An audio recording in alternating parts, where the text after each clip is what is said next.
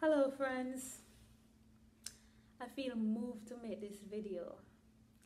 I recently heard that one of my high school mates were um, was shot, and he battled for, I think it was 12 days in the hospital, and then he finally succumbed to his injuries.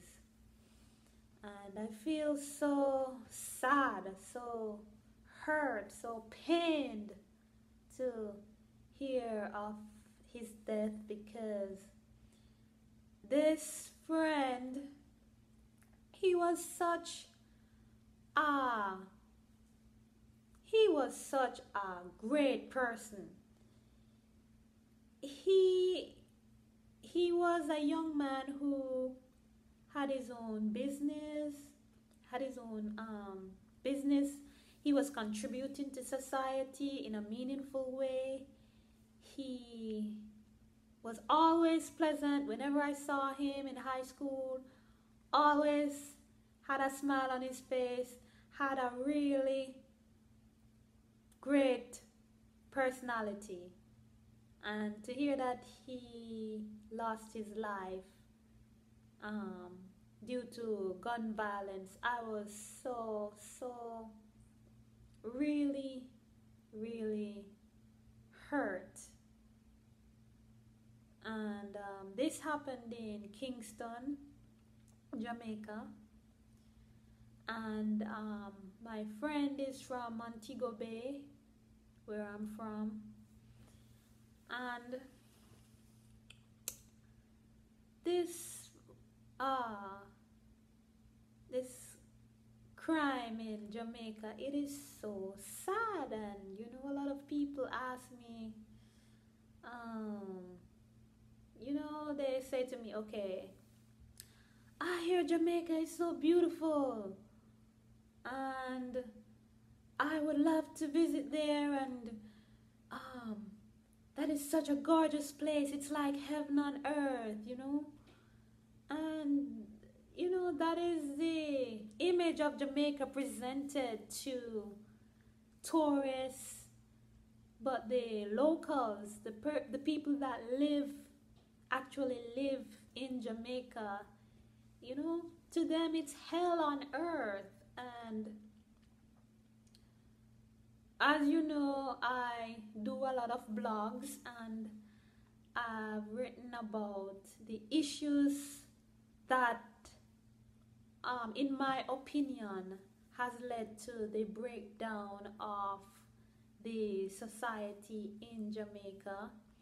Well, I was born in the 80s, and growing up listening to my dad complain about how the all-inclusives have taken away business from local business people. And I'm here saying, there's enough money for everybody. Can't everybody just share the money that's coming in from tourism? Can the all-inclusives just hold hands with the local businessmen and everybody just be friends and, sing one happy song and share the money?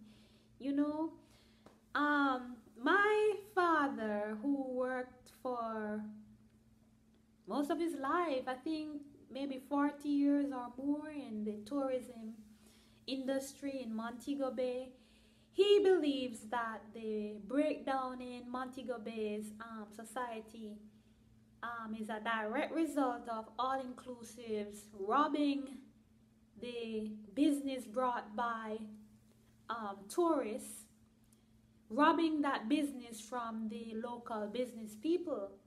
And so you have a situation where the money is coming in, but it's just going to the all-inclusives, and then this money is then channeled back out of the country into a foreign bank account, and this money is not being used to develop the local economy. And so you have young people growing up in Montego Bay. They have to leave Montego Bay to find opportunities elsewhere, and they in Montego Bay, you know, when I was growing up in the 80s, I remember walking down Sam Sharp Square, and there were tourists walking around, and they were that time they had the craft market, and the tourists would go to the craft market and walk around. There was nobody trying to grab them and trying to, you know, bombard them with stuff. They were free to walk around and choose what they wanted to buy. And now they can't even walk around Sam Sharp Square freely anymore. They are being locked up in the all-inclusive hotels because they are being told that, you know, outside the all-inclusive hotels there are monsters. There are some animals out there that will eat you up if you walk past those gates. So just stay here in our resort and talk to other foreigners like yourself and be happy. And then, you know, when it's time for you to go back on your plane, you know, you go back and, you know, you go back to your life in foreign, wherever you're from. And a lot of tourists, they want to visit Jamaica and talk to the locals. They want to interact with people. They think that their money is going towards the local economy, and they can understand, okay, I'm here in all this luxury. What are you talking about? What do you mean there is poverty in Jamaica? You know? Well, the ones who are really educated, they will understand that, you know, outside of the pearly all-inclusive gates, there is poverty, dire poverty. People are starving. People can't send their kids to school. People don't know where the next meal is coming from, you know. And another thing, and this I'm getting my facts from growing up, seeing this for myself, and also talking to my father, who, as I mentioned before, worked for over 40 years in tourism in Montego Bay. The people that work in the all-inclusive resorts, they are not allowed to accept tips. And let me tell you why this is bad. Because they are paid little or nothing, and they have to go home and feed their family. And sometimes the tips is what will help them to be able to manage, you know, with the small pay that they are getting from the all-inclusives. And so you find that, okay, our society is created where there are people seeing all this opportunity, seeing all this luxury, but they are being told, okay, this is only for the tourists, this is only for those who are more privileged. You can't have any of these privileges. Even though you were born in this island and this is your country and you are Jamaican, you should stay over here in your poverty and live in your little house and be content with the small salary that you are making, and show up to work every day with a big bright smile on your face and treat the tourists really nice. And even though you're hungry, don't ask them for any tips. Just go and do your job, and then smile all day and give great customer service, and then go home hungry. And of course, we'll send you your meager salary or meager pay at the end of the week or month or whenever it is that they pay them. And this creates, you know, a society where people, they obviously are going to push back. And when they start pushing back, guess what the government does? the government comes up with this great solution. Put them in jail. Spend more money in the police. What's the word? Spend more money to train more police to kill their own family, kill their brothers and sisters and cousins and uncles and aunties and moms and dads. So instead of fixing the problem, which is negotiating the contracts with these people that they allow to operate the all-inclusive resorts, instead of having these contracts where the all-inclusives are mandated to pay the workers more money paid and allow them to accept tips, and instead of having the business flowing into the local economy, like for example, in my father's time and in the 80s, tourists could freely walk around Montego Bay and go to restaurants and all the small business places. You know, they could go downtown and take any taxi that they want, and they could interact with the locals, and you know, this allowed more money to flow. But when the greedy all-inclusive say, okay, I'm going to have all this money for myself,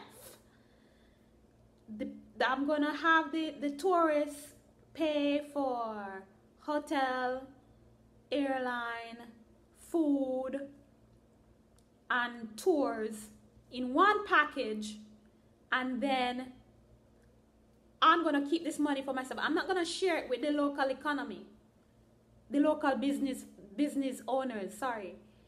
And so you have a situation where the people who are not benefiting from the all-inclusives, they are in dire poverty, and their businesses are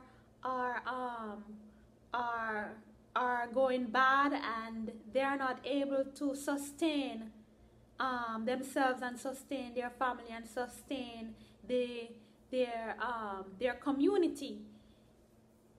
And hold on, I think I went off on a tangent. Right, I was telling you about negotiating contracts, right? So instead of the government negotiating the contracts so that the all-inclusives are forced to make sure that the workers have decent compensation and they have money, they are allowed to accept tips, and the all-inclusives have to contribute or share fairly with the small business owners. You know, this is not done. The all-inclusives are just allowed to build their hotels and just greedily take all of the profits for themselves and decide how they want to share the income, which of course they don't do. So you create this society in Montego Bay where people are hungry, and then they turn to crime, and then they turn to things like scamming, and turn to different illegal ways of making money, selling drugs, and you know, killing each other, killing their brothers and sisters and cousins and uncles and aunties and moms and dads, and killing the dog, killing the cat, killing everybody. They're just killing each other because they're angry and they're frustrated, and they think that, okay, I'm upset and I'm just gonna kill everybody just to show you that I'm upset, I'm a bad man, and I'm gonna shoot up everybody and make everybody know that I am big and bad.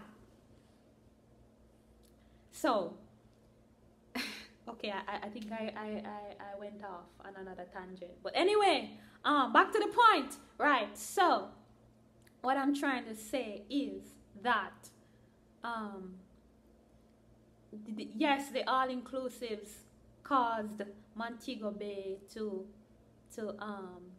cause the society to break down, and is a direct cause of the crimes in Montego Bay. And this forces a lot of Montegonians to leave Montego Bay in search of better opportunities.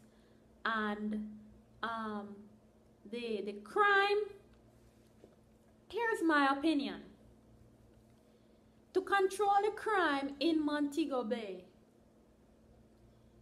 it's not gonna be controlled by getting a bigger police force and locking up more people and killing more people. That's not how it's gonna be controlled. You know how it's gonna be controlled? The government should mandate that these companies, not only all inclusive, these companies that come to Jamaica, that they share the profits equally with the local business owners. And also it's as if growing up in Montego Bay, I felt like it's as if there's this class system in Jamaica where the darker you are, the less opportunity there is for you. Or if you're in the country, there is not much opportunity there for you to finish school, get a job, and be able to feed yourself and feed your family. So with all this money flowing into Montego Bay's economy, there is enough money to sustain Montego Bay's economy. There's enough money to train young people. There are enough job opportunities available for young people, but they are not being made available to them. What I should say is the possibilities of job opportunities for young people are there, but they are not being made available to the people. And so because these young people are not given these opportunities, they're not being given the opportunity to be able to afford to take their subjects to graduate from school. They're not being able to afford the opportunity to get a higher education. The cost of higher education is so expensive, to get a tertiary education. It is really hard, and on that point, of course, I'm going to bring up that tertiary education in Jamaica should be free. If it was free, then that would help to solve some of the problems, because you would have a better educated workforce. And also, the young people, they are not being, they know that the possibilities exist for them to get a good job, but nobody is showing them how to go about it the legal way, and these young people, they get frustrated, so they turn to crime. And so in order for the crime rate in Jamaica to go down, in order to fix these issues, we have to focus on strategies such as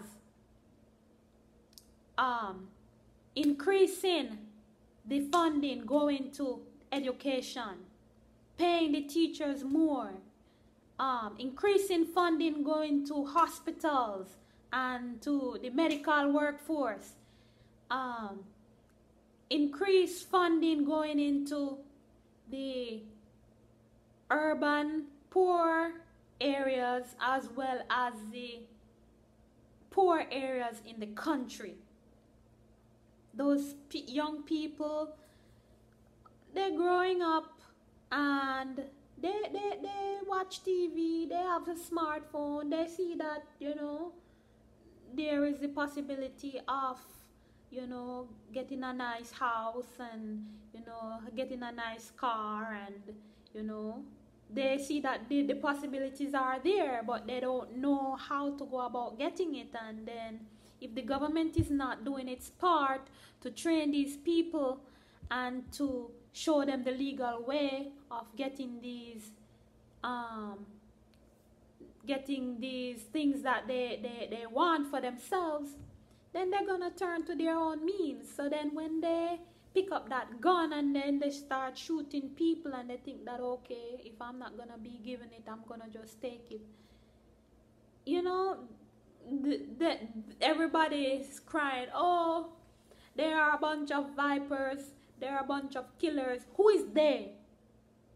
They are your family, they're your cousins, your family that, you know, you forgot, your family that you haven't taken the time to look out for and help them to get their opportunities. So what you do? You train the police to go lock up your cousin. Yeah, it's your family. Stop disowning these people. Talking about these vipers. Who are these vipers? They are your family. So stop talking about these criminals. They are wicked criminals. How did they get to this stage? What did you do? What did you do to help them? Okay, I know a lot of people gonna disown me. And a lot of my own family gonna disown me after making this video, but somebody has to talk about it. You have to talk about it and develop strategies to deal with these problems. So anyway, I think I have ranted enough, and I'm gonna make another video which is more well put together and better presented. But you know, right now I'm just kind of really upset and pained and hurt, you know, just to hear. It's like every time I go on social media, I hear about another high school mate or another friend or, you know, family member who got killed due to, you know, violence in Jamaica. And so, you know, I hope that this video will reach people, and they will think about ways that we can work together to help to address these issues that are affecting Jamaica, affecting Montego Bay. And we will work together and come towards solutions to these problems. So enough ranting for one night or day or morning or whatever time you watch this video. And please feel free to comment if you're gonna come with a whole bunch of unhelpful comments. I'm just gonna delete them and block you.